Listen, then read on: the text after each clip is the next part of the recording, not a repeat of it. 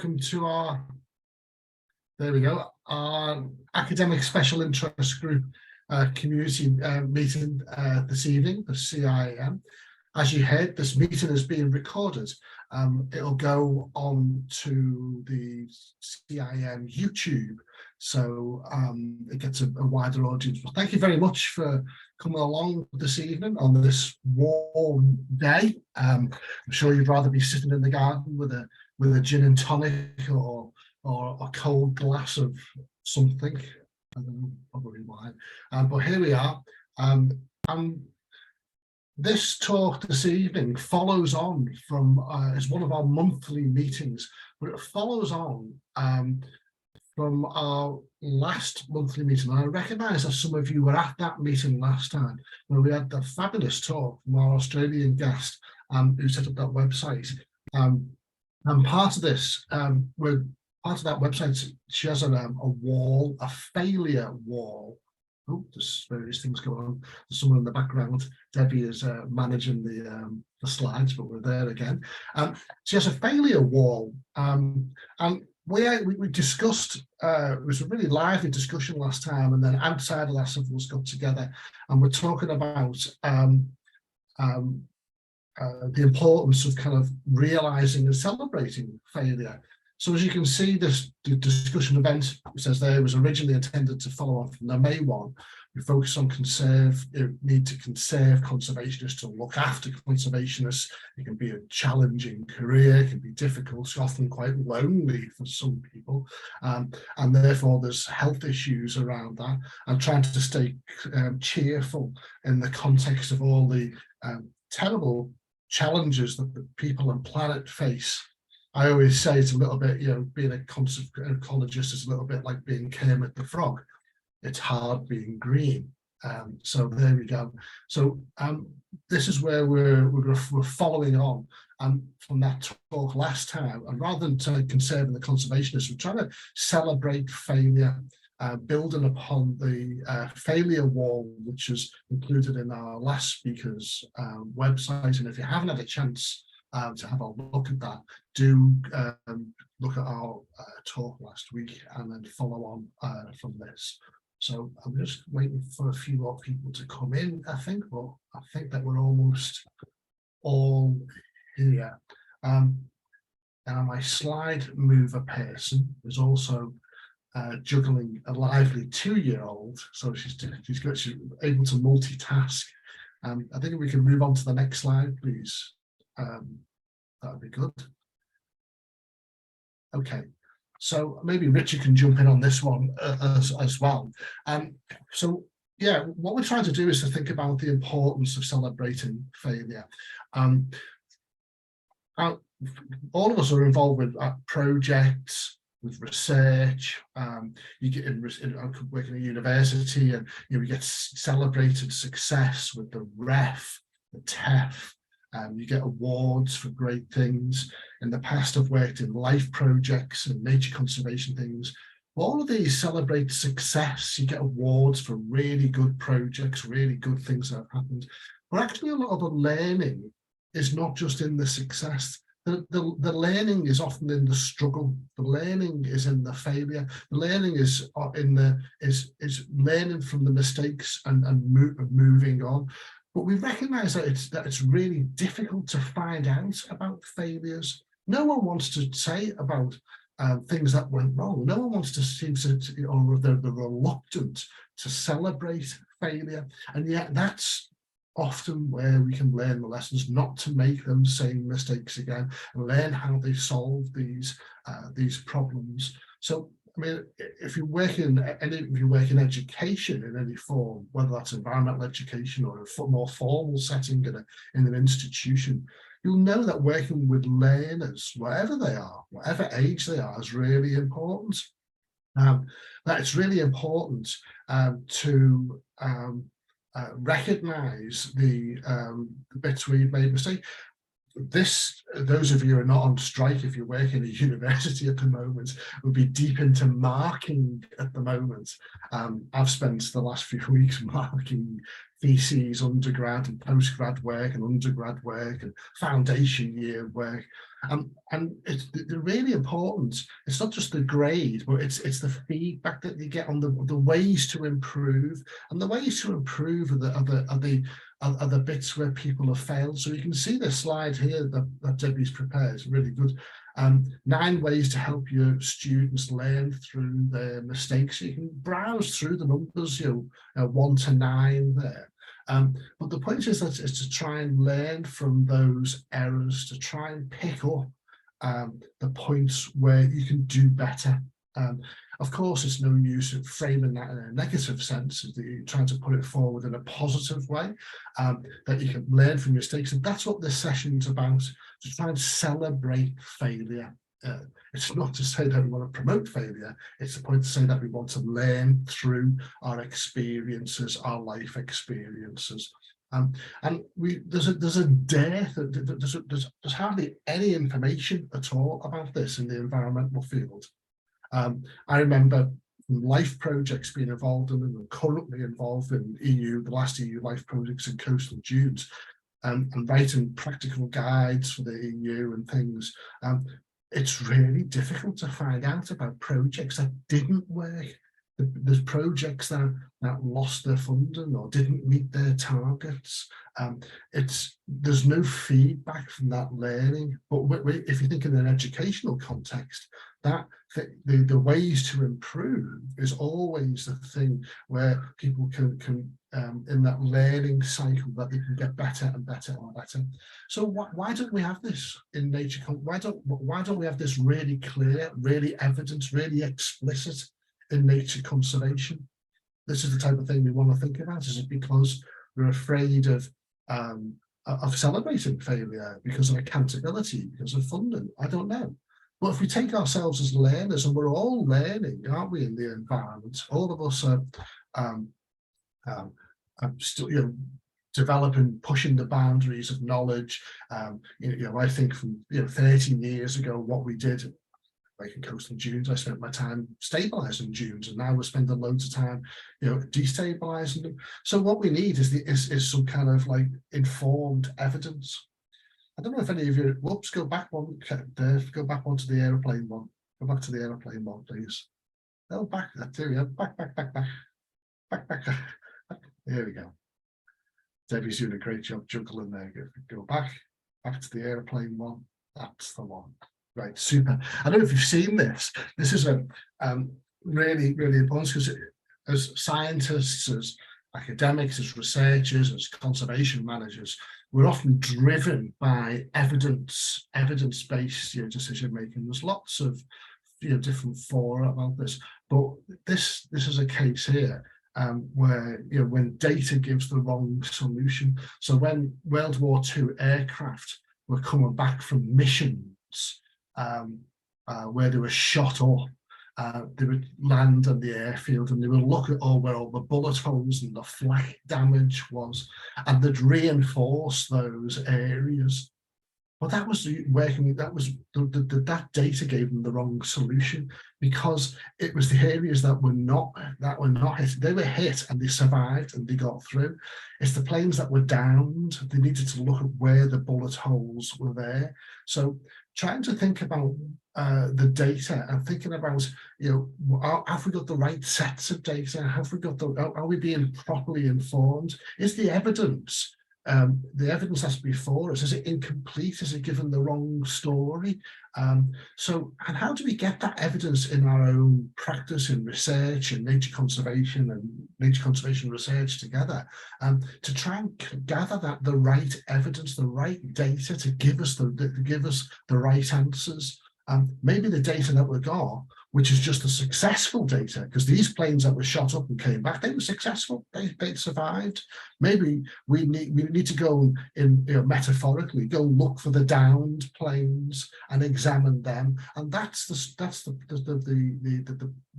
approach that we're taking tonight, to try and think about examining perhaps a little bit forensically, you know, the down plays, the failed projects, the ones that didn't work, and then armor plating our practice so that doesn't happen again.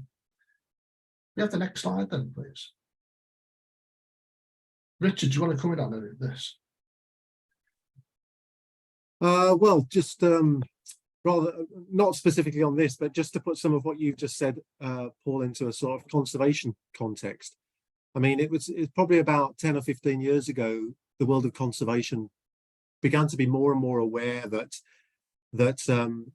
lots of project outcomes were seemingly being dressed up as success when in fact they were failures. And this was sort of driven by a need to retain investment from donors as much as anything, and to show that, you know, that you were getting something positive out of projects. But what it did was it sort of swept failure under the carpet a little bit, and so there was a backlash really starting about 10 or 15 years ago to say, well, hang on, we need to look at outcomes that don't appear to have met their objectives and really consider carefully what we can learn from them. This was quite a new thing in conservation, being this transparent about the outcomes, and I think they started to take lessons from business and from aviation, which had used examples of failure in the past to build upon them and improve practice in the future. And so that's been a relatively recent thing in conservation, and it's gained more and more momentum. And I think you can now find initiatives in the conservation world, like the Wildlife Conservation Society has one. There's a Cambridge Conservation Organisation that has one as well. These organisations or initiatives that look for failures and look for finding the positives, finding the lessons you can learn out of failed projects and so on. And we can give out some links after the meeting or whatever, circulate some links to some of these sites. But interestingly, now I recently read a paper where some conservationists were saying that has almost gone too far, and now the idea of accepting failure can actually cause people to not take responsibility for failed projects. So there's an interesting debate currently going on in conservation about the extent to which you do sort of celebrate failure, or do you just look? That's all I wanted to interject with, Paul, Sure. for the time being. Oh, sure, it's good. So yeah, this is a pretty live issue, obviously, isn't it? You know, it's something that's on our agenda. And if you think back to the inception of our institute before it was chartered, it was set up. Tony Bradshaw, a wild lecture there, to try and improve practice, to try and improve evidence, and ultimately to try and to do better for the environment. So maybe we need to take different interesting stance on this and take different angles. Yeah, it might be debated whether it's gone too far or not. But if you take that principle that we learn from our mistakes, that's true. And you think about learning to drive. Terrifyingly, my 17-year-old son is about to take driving lessons. I'm going to make sure I'm not on the road when he's driving. But you make mistakes, and sometimes maybe you've got to make mistakes in safe environments. We say that universities are good, safe places to say dangerous things. You think about driving in a driving school. There's a dual control there, so we can experiment. We can, you can stall the car or whatever and brakes. There we go. So we need to. I think if I could just interject, Paul, I think that's absolutely right. That whole issue around the need to create a safe space for failure, that's something that has been recognised in conservation to a certain extent. The need to be more open about it. I think in scientific research, it's been a little bit more accepted, saying that everybody who does scientific research wants to come out with a positive result, and prove that something happens rather than not being able to disprove the hypothesis or whatever. So it is a lot of the ability to do that, though, rests on how you can clearly define your objectives beforehand. Because if you can't do that, then you can't differentiate success from failure. And that's why in the past, a lot of failures have been dressed up as success. So it's really important, I think, to be open about your results, about failure and so on. But it's also really important that people set clear objectives before initiating either an experiment, and scientists are quite used to doing that through building hypotheses, or some conservation intervention, to be very clear about what the signs of success are. Sorry, Paul. No, don't apologise. That's why we're here we're going to have a little bit of a discussion. These slides to prompt us and bounce things back and forwards. We're going to open it up for discussion with some questions at the end.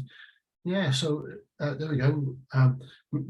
The slides have moved on there. We can see some examples of, as Richard said, of learning from mistakes being published in peer-reviewed journals, things that are scrutinised. They're held up out into the broad daylight to see if they're true, if they work, if they're true.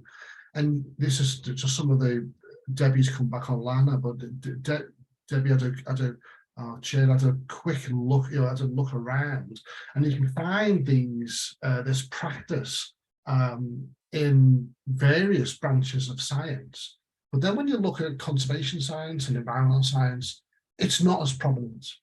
And in some places, it's some respects in the literature, although it might be in dialogue in groups, but in the literature, it's almost absent, if not absent. Debbie. Yeah, I'm not sure where we publish failures. Where would be the journal, International Journal of Failures? Yes. I mean, that's been suggested previously, but it's actually, I think you'd find it very difficult to publish anything. And I think, I mean, I could give an example, but it's actually quite difficult to question what we might refer to as received wisdom. I think there are lots of different types of failure, aren't there? Yes. And I know in the conservation world, one group created this sort of taxonomy of failures, and so they had all the various different types of failure, from poor planning, poor governance, poor implementation, right through to unexpected events like, suddenly a pandemic occurs and ruins all of your experimental sort of design and so on. So there are reasons why things don't get published if they're poorly implemented experiments, for example. I mean, they don't deserve to be published because they're inherently flawed.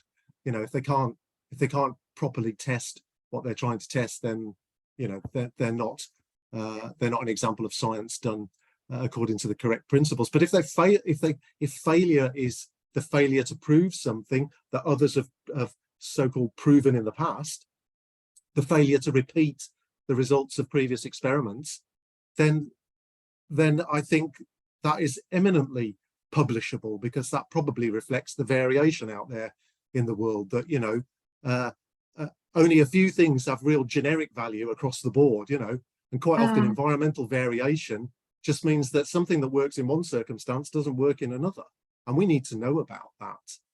And I do find that, having published a fair few things myself, if you have something that runs counter to sort of what everybody else is finding, that's much more of a challenge to get published, even when your research has been done exactly. Yeah, exactly. Because your peer reviewers are putting it down, aren't they? Yeah. I wondered. Sorry, can I just put this back to the context of there's kind of personal failure, but there's also sort of professional failure. And when I was thinking about this, I put together some questions which it might be useful to use as a sort of talking point. And the first one, the first sort of things I was thinking about is, to what extent do we really have a critical mind? We all think that as scientists that we're critically analysing everything. But I think as practicing ecologists, we are possibly more in the category of you know, following like sheep. We're doing the same thing, particularly people working in consultancy.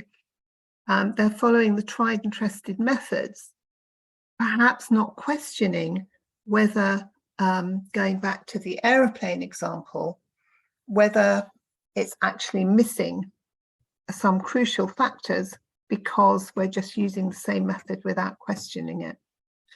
So I thought it was useful to think about, does our working environment enable admitting to have made a mistake? How easy is it, particularly as perhaps a junior ecologist, to actually say, I've done something wrong? I mean, even if they personally learn from that, how easy is it? So maybe we could open that up to the floor. Absolutely. You know, yeah, to say this, because we work in a variety of contexts, don't we? Whether you're in a small consultancy, a large consultancy, working as a sole trader, whether you're an academic, a researcher, you know, there's very different environments. So, you know, has anyone got any thoughts on that and how they feel about that within their working environments, without naming the company or yeah, just thinking about the academic environment. I mean, we are every year we have to respond to feedback from students. We have to look at results. We have to look at our teaching methods. We generally have peer review of teaching. So somebody else will come in and effectively, you know, comment on your teaching methods. And if you try something that doesn't work, like perhaps, you know, an assignment or an approach to group work or something, you know, everyone's very happy if we say that didn't work, so we're going to do something different next year. But in a university context, Debbie, as well, there's also the principle of free speech as well, and you know, and supposedly that critical matter, it's in the news recently, the Oxford Union, right? All that debate in the Oxford Union about giving platforms to people speaking about things that some people got very upset about. So universities have got quite a almost unique environment. But is that the same in a consultancy, as a junior ecologist, as an intern, as a placement? Oh, I've messed up. What do people think? Anyone want to come in on this one? Forgive me jumping in quite quickly. It's my first Please time do. joining you guys. I welcome. just thought it was worth a mention, because as you say, I think it depends a lot on the company that you're working for, and the people that you're sort of surrounded with, if that makes sense, how supportive the individual line managers are, or that your team is around you. Because I feel like I did several things before I came into ecology, and I think that sometimes, depending on where you are and the people around you and how your company works, you're almost frightened to admit that you've made that mistake, because in doing so, you're aware of what other people will think of you and how that affects your capability. So especially as, you know, if you're more junior or placement students and that kind of thing, you want to make the best impression you possibly can. And by admitting that you've made a mistake, sometimes that can work quite heavily against you. I don't think it always does. I think, like I say, it depends on your sort of support network. Sometimes people appreciate that you've said you've made a mistake. I know for me, when I'm managing projects and I have people working on them, I'd much rather they said to me, oh, I've done this wrong, because then I can fix it and it's not an issue. But I do know that I have worked with people in the past. It's been very difficult to sort of put your hand up a bit quietly and go, yeah, I messed that up, sorry. So I do think it is difficult. I think it can be difficult, especially when you're more junior. But equally, to be fair, when you're more senior as well. I literally recently became a senior ecologist, and I feel now the pressure more than ever, because I feel like they've given me this title now, and I have to make sure that I'm getting it right, if that makes sense. So I'm aware of getting things wrong, but still happy to kind of put my hand up. I guess I've kind of feel a bit more confident in my position now than I would have done when I was junior, if that makes sense. Well, Annie, first of all, congratulations on your promotion. That's absolutely fantastic. It's great to see people progressing, and each, whatever your context is, each time you progress in your career, and some of us are trying to regress in our stage of life, but it's always a change, and that change is a challenge. But I just put to you, maybe to you, and maybe someone to come in on this, particularly for early career people or other stages in career. We are here under the banner of CIEM and a special interest group. What what's the function of maybe support? For instance, you've come along tonight to think about failure, and this is a support group in a way, to try and talk about this. We have an early career special interest group now in our institute. We have regional networks as well, with events where people can meet up. How useful are they, in terms of being open and honest and talking to about failure? What do you think? Have you used any of them, Annie? Or do you know people have used them? I don't actually, to be honest. I didn't realise they were there. So that's definitely something that I'll look into, because I think it definitely would be useful to be able to speak to not just people within your immediate company, but people outside of that who are working on the same things as you. I think it would be useful, because sometimes you don't want to ask that question in case it's a bit daft and you should know the answer or whatever, and getting that support from other people is probably really useful. So yeah, it's not actually something I knew about, to be honest, but something I'll definitely look at. Well, one of the other things to bring up here in terms of being able to admit to mistakes or learn from them, I think some of us on this call are mentors in CIEM, and we volunteer time to work with particularly with people early careers, and it's very much a listening role. So maybe people who are senior have got this a role, experienced and senior have got a role in helping people to celebrate mistakes and learn from them through our institutes, with special interest groups, with mentoring and etc. Yeah. Do you think mentoring, having a mentor to discuss something with, would then give you more confidence to admit in the work environment that you had made a mistake? I think it would, because I think sometimes you just need to bounce that off of someone else first, because sometimes by admitting a mistake you realize actually it's not as big as you thought it was, but it's admitting it in the first place, if that makes sense, because you think it's this huge deal. Whereas if you had a mentor, someone outside of your organization that you could go to and just go, look, I've done this and I don't really know what to do about it, they may well be able to just say to you, yeah, that's not right, but that's okay, because it's not, it's not the end of the world, and you can speak to whoever and fix it like this. I think it would bring, enable you to be able to go, yeah, I did that wrong. And sometimes it's a matter of putting things in perspective. Yeah. You can really worry. I mean, I've had people in absolute bits, and actually it's not really that serious at all. It's, yes, something hasn't gone as well as perhaps it might have done, but it needs putting in proportion. And realizing that perspective is the right word, but also that they are worried about it. It's also it's also commendable because people are engaged with it and excited, and working in the environment's brilliant, isn't it? So there's a caring angle to that, and it's okay to be worried, but don't worry too much about it. Getting things into perspective. Levels perspective, absolutely. Yeah. I grew up thinking I was infallible. Oh, really? Oh, lucky well, you. I was never wrong. Lucky I was you. never wrong. 20 years later, I can say that. Yeah. But come out. It's about that's brilliant, and that journey about Now you've grown and become richer Absolutely. and deeper in life experience, and Yes. trying to share that is important, isn't it? Yeah. Yeah. Very much so. We learn from our mistakes, as they say, and yeah, Yeah, sharing the sometimes- knowledge that we get from that.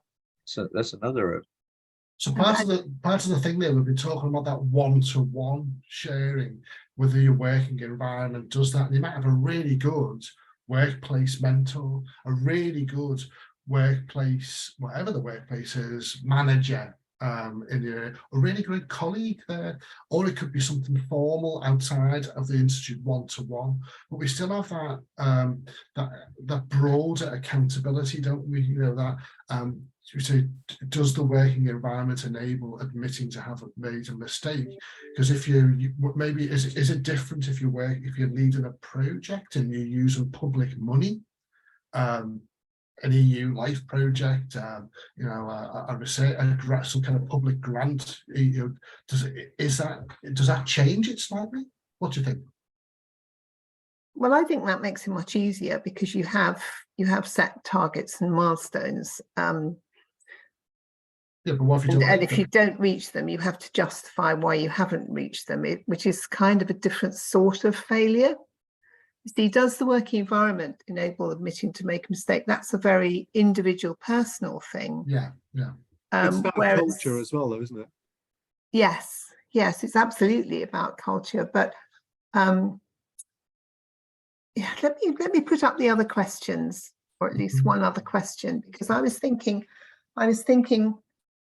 you know, about moving it from.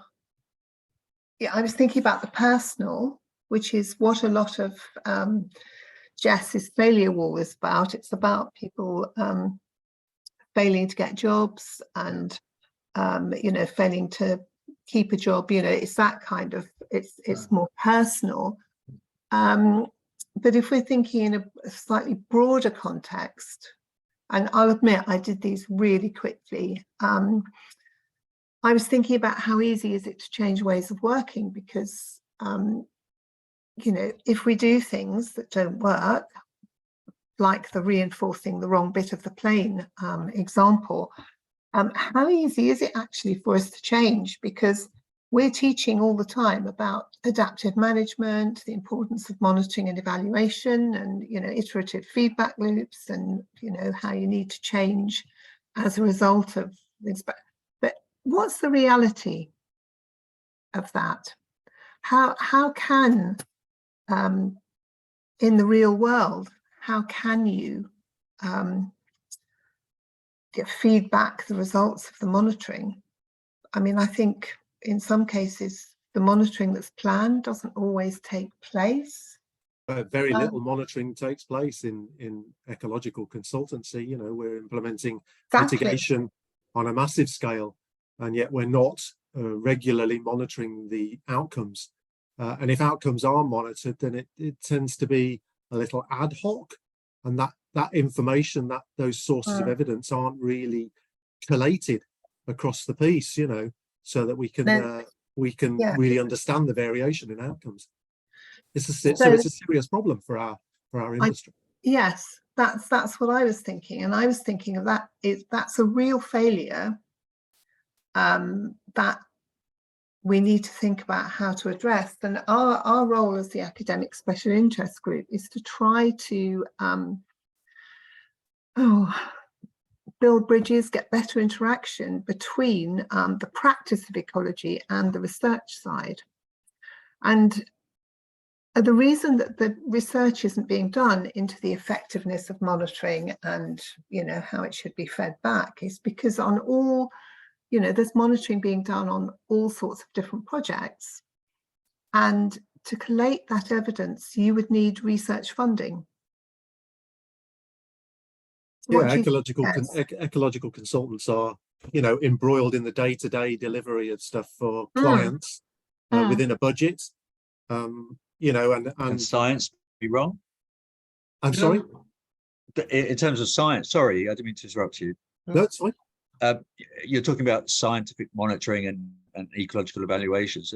Science can't be wrong, can it? Can science be wrong? Oh, Yeah, Oh yeah. It can be big badly time. done. definitely. Oh Bad. yeah. Gosh, yeah. Well, it's Yeah. wrong science then, isn't it? It's wrong. Science is the But facts science, of the universe. science evolves in the Yes, same of way as course. case Yeah. law evolves. I mean, our knowledge is increasing all the time. We know Absolutely. painfully little about lots of things. The contingent nature of knowledge. That's all it is. And Yeah. And it, you know, the evidence Which that goes back to what we underpins- started on, the learning, right? Learning curve. Exactly.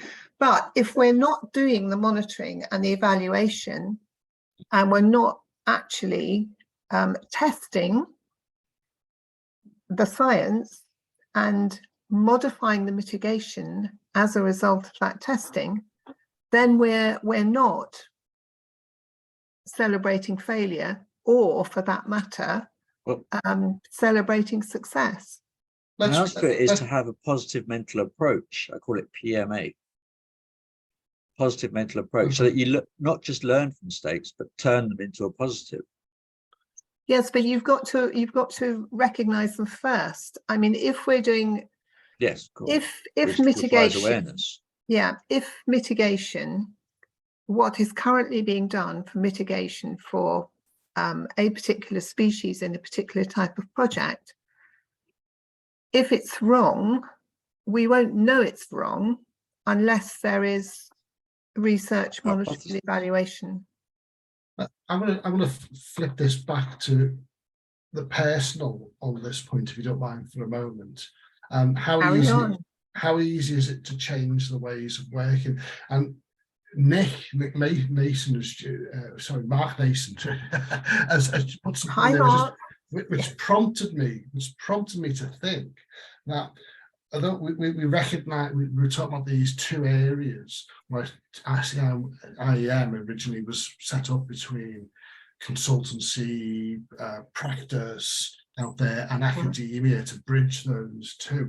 There's actually one of the things that actually does bridge those two areas is the membership of CIEEM. And then the expectations of that membership to keep your practice up to date. And this is where we've got the things like, on a personal level, the competency framework. And, you know, Kamal, to pick up your positive mental attitude, maybe, as having that, it's been that reflexive learner, the person who can really look at themselves. And perhaps you need help to look at that and do that. You need help to look at yourself and see how you're working. And if you have failed, there's a type of person. Yeah, then to type try of person that learns from them mistakes, that evaluates themselves on the basis of mistakes that are made, or that as part of one's repertoire. Yeah, and we're required to do that as part of our membership of CIEEM every year, to have a CPD, to record a CPD and the forward plan, and see how we're doing that. And that's, you know, organisations are not, you know, buildings and that. Organisations are individuals, and if you've got that individual reflection, self-awareness, recognition of areas where you're weak and need improvement and made mistakes in, and then set out to try and address them, that's surely healthy. So isn't that a positive thing? That's the opportunity in CIEEM. It's a very positive thing, Paul, but I suspect, in fact I know, that many people rush around and pull together their CPD at the last minute when they think they're going to be the 10% sample. Yeah.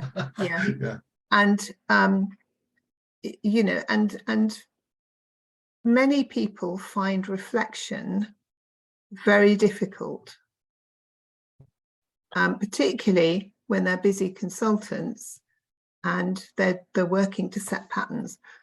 Time is moving on. Let me just go to my next two questions,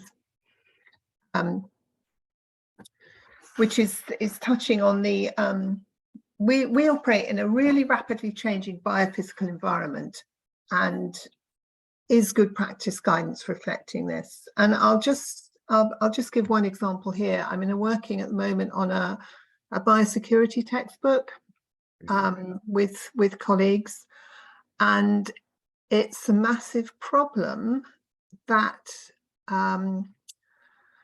we tend to think in terms of native species, while at the same time recognizing that range shifts are going to happen, because this is a really big issue for people involved in biosecurity legislation. But then, you know, we still in ecology favour native species, and quite a lot of our work is finger in the dike stuff of trying to keep things the same. And I find that very challenging, partly because I'm working within that sphere at the moment. And my fourth question is there a governance issue? How easy is it to question well-established procedures? And is there a route, an easy route to do that? I think there will have to be, in terms of invasive species, if that's what you're sort of talking about. Well, no, I'm not really talking about invasive species. I mean, some species become invasive. However, we have massive environmental changes. Beneficial, benign.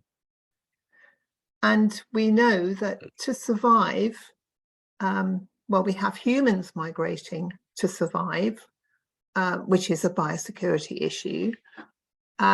We have, I won't go into emerging zoonoses and that kind of thing, but, you know, we have species, and it always worries me that we celebrate some species arriving in this country.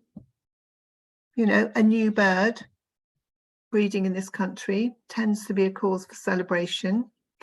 An increase in the number of naturalized dragonflies, breeding dragonfly species, again, seen as generally good.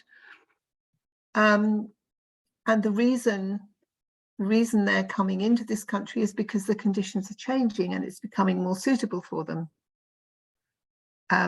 So it's things that arrive naturally. They may become invasive, they may not. In fact, a very small proportion of them have the potential to become invasive.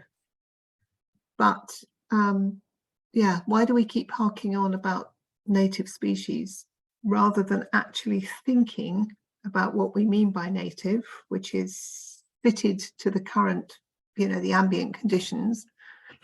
Ambient conditions are changing, therefore, you know, the makeup of our ecological communities is changing. Darwinism, survival of the fittest.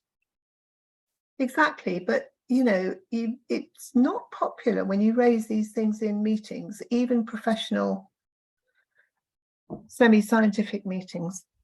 Range shifting. For a long time, I mean, it was considered heresy to sort of talk about non-native species in conservation circles, but there has been some provocative publications about this, suggesting that, well, we need to actually think about the functionality of those organisms, how they function in ecosystems, rather than the simple fact that they don't originate from that geographic area.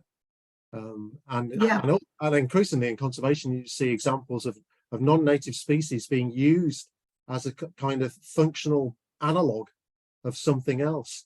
I know that some tortoises have been moved between islands where they wouldn't have originally been found, but they serve the same ecological purpose as those tortoises that became extinct on those islands. So that niche has been filled and part of the ecosystem kind of restored, but not with the native species, because that's currently now extinct. So yeah, it's an interesting topic, isn't it? I just wonder about this idea of how easy is it to question established procedures. Annie, you and I spoke about this earlier today, didn't we? How, as an ecologist working in consultancy, you know, trying to use evidence that's currently outside of the best practice, it's really challenging, isn't it? I was literally going to say about that. Yeah, because I think like I said to you earlier, I've had 2 projects just this week which have had exactly that sort of come up. You know, the work that we've done is in line with guidance, but we're sort of proposing something slightly different, which makes more sense for the size of the site or you know, what we think is actually going to be there, as opposed to just doing tick box exercise of BAP surveys, for example, of doing, yes, we'll do transact surveys on this field, which is tiny, and effectively you're just going to be spinning in a circle. Just feels completely pointless. But because it's a box ticking exercise, you have to be so careful with when that goes to planning at whatever level, that you don't have a pushback that they sort of say to you, yeah, but you haven't done transacts, and the guidance says it has to be transacts. So this is transacts, and you sort of go, well, yeah, but this makes more sense. And actually you're getting more data doing it this way. But because it's different, even though the guidance is supposed to be exactly that, guidance, I think a lot of the time it's used as very specific. Have you done this? Yes. Have you done that? Yes. And if there's the answer no, then it's sort of thrown back at you quite quickly, and you do have to fight sometimes quite hard your point and corner as to why it's different. Yes, I think I'm aware of that in various situations, and how, because it's more difficult, you know, to kick against the established practice, then maybe opportunities are being lost for providing evidence that would improve the good practice guidance. Yeah, I think that's almost certainly true. And just to go back to what Annie was saying, the problem with guidance getting accepted as doctrine rather than actually just guidance is that everybody else in the framework in which we as consultants work becomes invested in that same sort of idea. So, you know, the statutory conservation bodies all buy into it, the local authority buy into it, the clients to a certain extent buy into it, and your colleagues in the industry buy into it. So you know, it's like being a salmon fighting you know, against the flow to try and actually get some traction and get some change. So coming back to this point about you know, because celebrating failure, we're not just it's coming back to this idea of critical thinking, and can we question? Actually, I don't think we can question very easily at all. And the more we have, you know, competency standards, and the more we have rigid frameworks based on current ways of thinking, it's narrowing down the opportunities for people to question and come up with, I mean, for lack of a better word, better ideas. As opposed to complacency. I think we are complacent in that we think we're doing the right thing, but I attended a very interesting IUCN webinar recently when they started off by looking at the development of conservation organisations going back into beyond the last century, and looking at, you know, now we have X number of people employed by conservation organisations, working, you know, volunteers, putting money into conservation organisations. In overall terms, what has been achieved? We are in a, you know, climate emergency and biodiversity crisis, and yet we have all this apparent investment in conservation, and that was very much saying, well, you know, we really need to think seriously about what we're doing and what we're actually achieving. I worry all the time about what I'm actually achieving in real terms, other than keeping a 2-year-old quiet by feeding it biscuits. Sorry, I just spotted on the camera Liz keeps putting her hand up and is trying to talk, but you're on mute, Liz. Okay. Yeah, I just wanted to say I think we need to go back to almost the basics. There's so many planning applications that go in, and it's such a tick box exercise now. All an ecologist has to do is do the survey, say yes, there's X, Y, Z there. They might say yes, it's a very important site. Once they've said that, the developer goes on and does whatever they want, and we don't do any analysis. We don't do any, you know, there's very, reports I've read from all sorts of, eminent consultancies just state the facts, and they don't analyze the facts and give us any information, or the planners, about what should actually happen. And the other thing about the planning system is that you have a very one-sided approach, that the developer has the funds to pay for ecologists and objectors have no funds. So this is a big mistake, I think. And I'm just thinking that CIEEM is getting more and more developer-led and less opportunity for bona fide ecologists. I think there's another thing going on there, because the responsibility to make sure that the sort of the sort of value of biodiversity that we all benefit from is recognised is the statutory nature conservation bodies, and they don't have the funding and in some cases the teeth to be able to really intervene on the behalf of the rest of us and the biodiversity that we all value, which is being. When I was, I've been involved in doing habitat surveys since for a long time, and I used to get employed by S&H a lot, or other organisations who would be fighting against developments, and it's just not happening anymore. I was always on that side, and the funds just aren't there to do that sort of work anymore, and I think that's the big mistake. And I'm doing some work at the moment on a voluntary basis and having to get stuck into all the planning stuff, and honestly the amount of different UNIS and all these other kind of classifications that are just scientists having a field day and in getting more and more myopic about their science and not actually telling the true story to the people who are making the decisions, the planners and the politicians. And I think we've really got to do something about that in EAM, and I'm desperate that changing the way people think about the environment. It isn't. No, they don't understand the language. They don't understand the Latin names.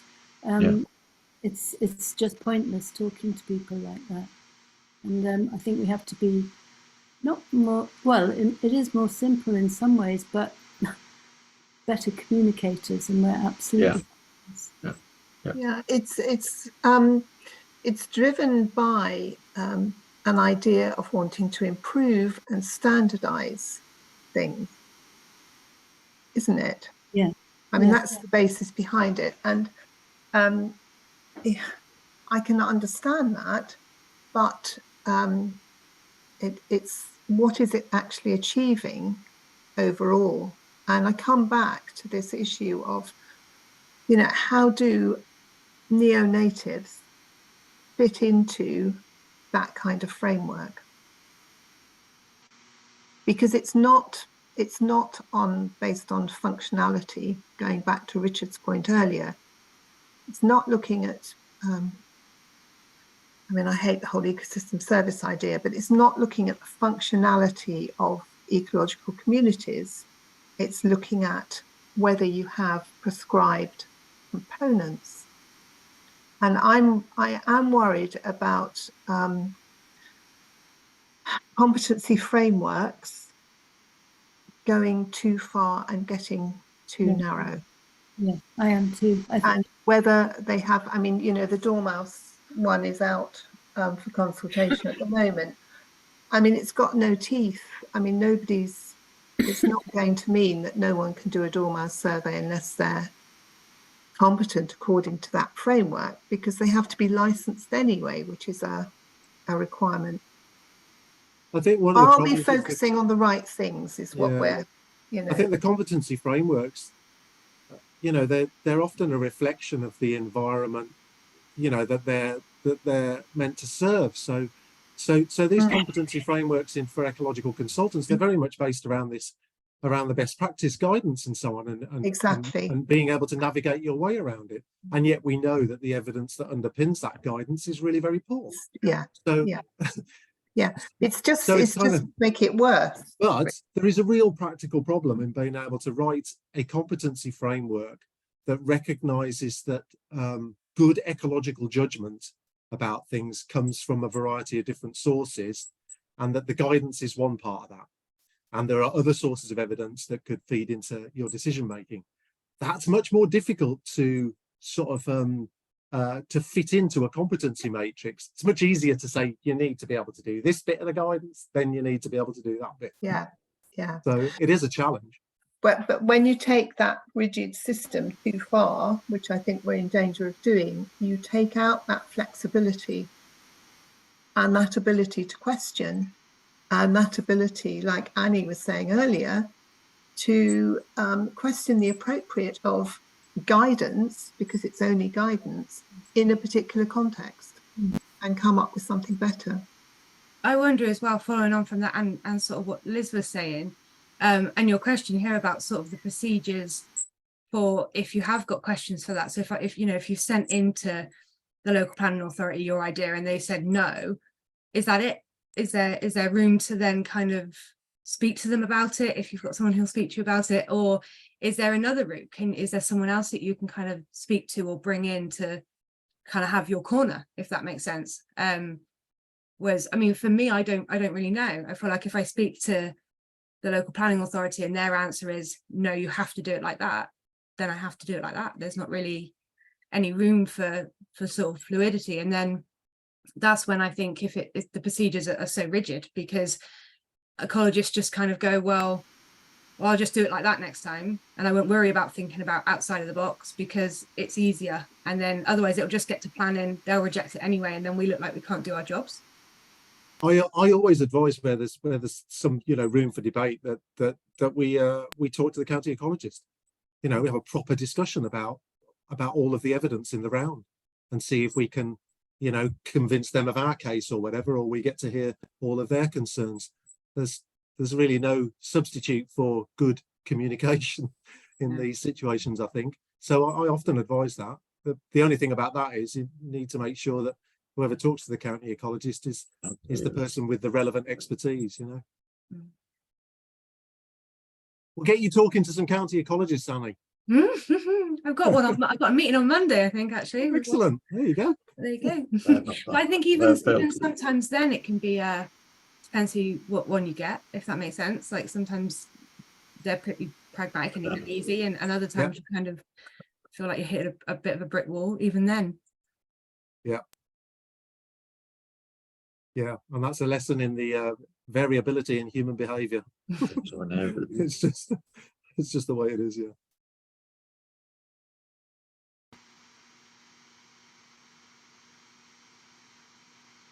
I think we're about time now, aren't we, folks? After this, we've got Debbie's muted.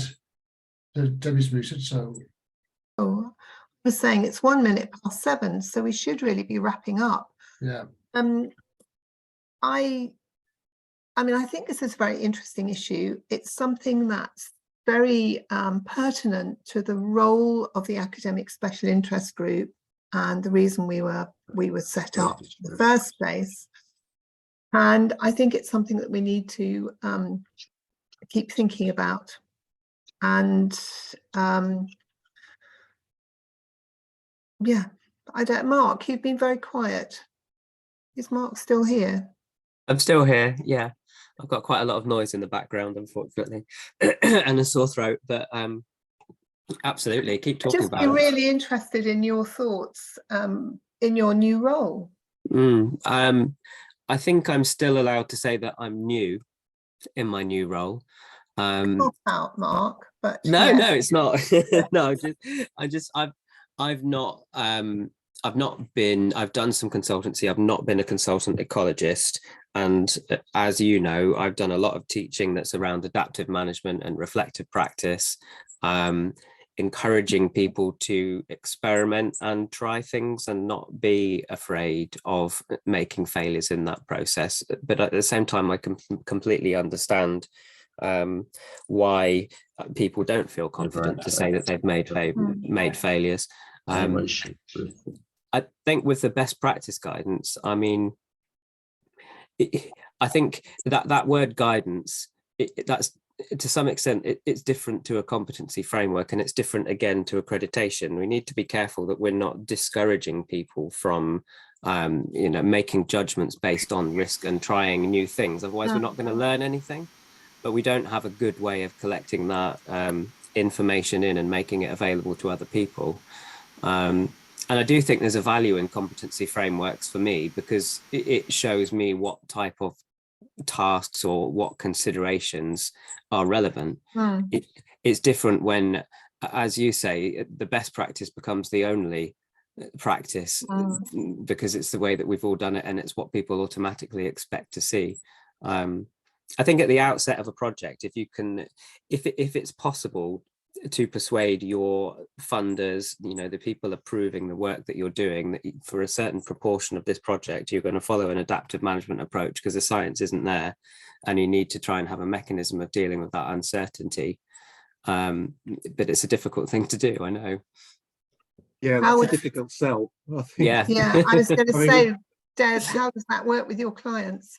Yeah, it's Absolutely. They just want the job done according to best good practice, because that's the tips. And it needs the budget. It's a lot more expensive to manage something adaptively because that requires that higher input on monitoring. I mean, what would be really useful is if in instances where licenses are issued for certain mitigating activities, if the conditions on those licenses reflected the need to gather monitoring evidence. And not just to gather it, but to do something with it.